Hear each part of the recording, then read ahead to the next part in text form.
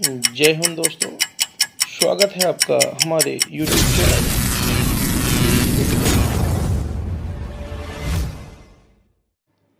जय हिंद दोस्तों, स्वागत है आपका अपने चैनल मिस्टर एजुकेटर 3.0 में, जहां सफलता एक जीत है। दोस्तों याद रखिएगा, सफलता एक दिन में तो नहीं मिलेगी, लेकिन एक दिन ज़रूर मिलेगी। इसीलिए पूरी मेहनत और ईमानदारी के साथ मेहनत करते रहिए, प्रयास करते रहिए। एक दिन मंजिल तक आप अवश्य पहुंचेंगे।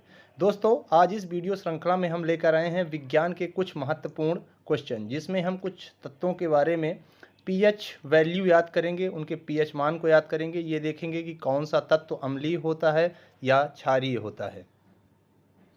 तो दोस्तों चलते हैं अपने प्रश्नों की श्रृंखला की ओर। दोस्तों कुछ तत्वों के आज हमने, जैसे पहले ही हमने डिस्कस किया कि पीएच मान के बारे में देखेंगे, लेकिन एग्ज़ाम में आपको पीएच मान का फुल फॉर्म, इसकी खोज किसने करी और इसकी रेंज क्या होती है, इसकी स्केल क्या होती है, इसके बारे में अपन थोड़ा सा डिस्कस कर लें। तो याद रखिएगा, पीएच मान का फुल फॉर्म होता है पावर ऑफ हाइड्रोजन या पोटेंशियल ऑफ हाइड्रोजन। ठीक, और इसकी खोज की थी सोरेनसन ने। इसकी जो स्केलिंग होती है, याद रखिएगा, एग्ज़ाम में पूछ लेता है, 0 से लेकर 14 तक होती है। जब हम 0 से लेकर 6.9 तक किसी तत्व का पीएच मान प्राप्त होता है तो इसको हम अम्लीय माध्यम में रखते हैं। अब जब 7 प्राप्त होता है तो इसको उदासीन, और 7.1 से लेकर 14 तक के जितने भी पीएच मान वैल्यू होती हैं उनको हम क्षारीय माध्यम में रखते हैं। तो आपको अम्लीय माध्यम या क्षारीय माध्यम याद रखने की आवश्यकता नहीं है, आपको केवल उनके पीएच वैल्यू याद रखने की आवश्यकता है, और इस स्केल के माध्यम से आप निकाल सकते हैं। तो ये रहा है आपका पहला प्रश्न, नमक का पीएच मान क्या होता है। तो याद रखिएगा, नमक का पीएच मान होता है 7। उसी के साथ हमने रखा है जल का पीएच मान, तो जल का भी पीएच मान होता है 7। दोनों का होता है 7 7 7 7 से दोस्तों आपको एक चीज़ याद दिलाना चाहूँगा, आपने एक गाना सुना होगा, 7 समंदर पार में तेरे पीछे पीछे आ गई। यानी 7 समंदर, समंदर में पाया जाता है नमक और जल, यानी नमक का भी पीएच मान होगा 7 और जल का भी पीएच मान होगा 7। लेकिन एग्ज़ाम में याद रखिएगा दोस्तों, आपसे पूछता है समुद्री जल का पीएच मान, तो समुद्री जल का पीएच मान होता है 8.5, ना कि शुद्ध जल का। शुद्ध जल का पीएच मान होता है 7, जो कि आप देख चुके हैं। और यदि आपसे पूछता है समुद्री जल का पीएच मान, तो आप याद रखिएगा, समुद्री जल का पीएच मान होता है 8.5। अगला प्रश्न है, नींबू के रस का पीएच मान क्या होता है। तो याद रखिएगा, नींबू के रस का पीएच मान होता है 2.4। इसको याद कैसे रखेंगे कि एग्ज़ाम में आप इसको टिक कर पाएँ। तो दोस्तों याद रखिएगा, जब हम खाना खाते हैं तो उसमें जो नींबू उपयोग करते हैं, तो क्या बोलते हैं अपन जनरली कि नींबू की 2-4 बूंदें डाल दें, है ना। नींबू की 2-4 बूंदें डालें, इसके बाद खाना खाएं या पोहा खाएं, जो भी आप करते हो। तो नींबू की कितनी बूंदें, 2-4। तो 2-4 से याद रखिएगा 2.4। तो नींबू का पीएच मान होगा 2.4। अगला प्रश्न है, शराब का पीएच मान कितना होता है। इसे हम कह सकते हैं अल्कोहल का पीएच मान कितना होता है। अल्कोहल पूछे या शराब, दोनों एक ही चीज़ें होंगी। तो इसका होता है 2.8। इसको कैसे याद करेंगे दोस्तों कि एग्ज़ाम में आप इसको आसानी से टिक कर पाएँ। तो आपने देखा होगा, जो व्यक्ति शराब पीते हैं तो कितने पैग लेते हैं, 2 पैग लेते हैं, ठीक है। और घर कितने बजे पहुंचते हैं, लगभग 8 बजे, है ना। 2 पैग लेकर 8 बजे, यानी 2 पैग 8 बजे, है ना। तो याद रखना आपको 2.8 शराब का पीएच मान होगा 2.8।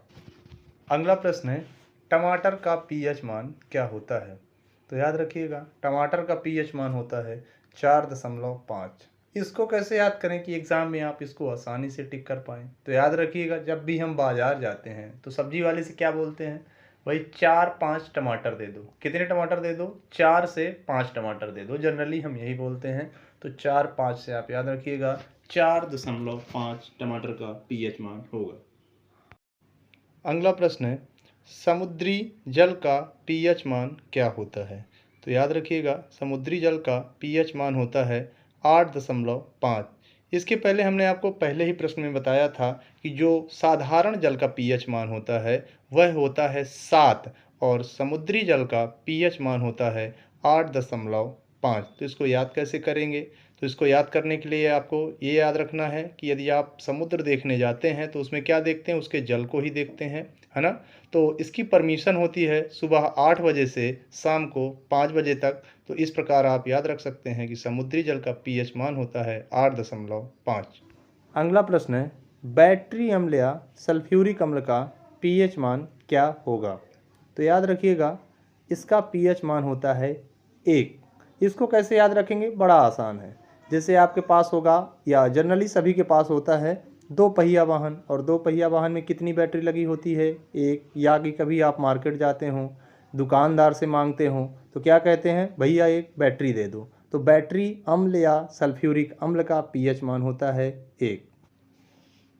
अगला प्रश्न है, मानव मूत्र का पीएच मान या ह्यूमन यूरिन का पीएच मान कितना होता है? तो याद रखिएगा, इसको जनरली 4.8 से 8.4 तक होता है। यानी हम जनरली लिखेंगे पहले 4.8 और इसको बैक से लिख दीजिए 8.4। तो याद रखेंगे आप, मानव मूत्र का पीएच मान 4.8 से 8.4। अगला प्रश्न है, दूध का पीएच मान क्या होता है? तो दूध का पीएच मान होता है दोस्तों 6.4। तो इसको कैसे याद रखेंगे कि एग्ज़ाम में इसको आसानी से आप टिक कर पाएँ? याद रखिएगा, जिन घरों में दूध वाले आते हैं तो कैसे आते हैं, या तो सुबह 6 बजे आते हैं या तो शाम को 4 बजे आते हैं। तो हो जाएगा 6.4।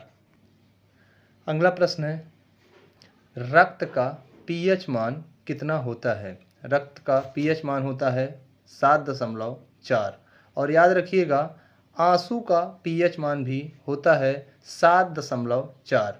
इसको कैसे याद रखेंगे आप? आपको जर्नली पता होगा कि रक्त का पीएच मान होता है 7.4। दोनों को एक साथ याद रखना है।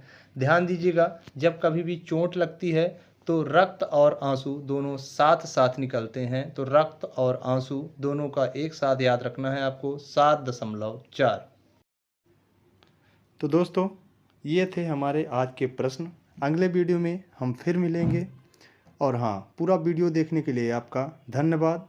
दोस्तों, हमारे YouTube चैनल मिस्टर एजुकेटर 3.0 को लाइक, शेयर और सब्सक्राइब करना ना भूलें। धन्यवाद।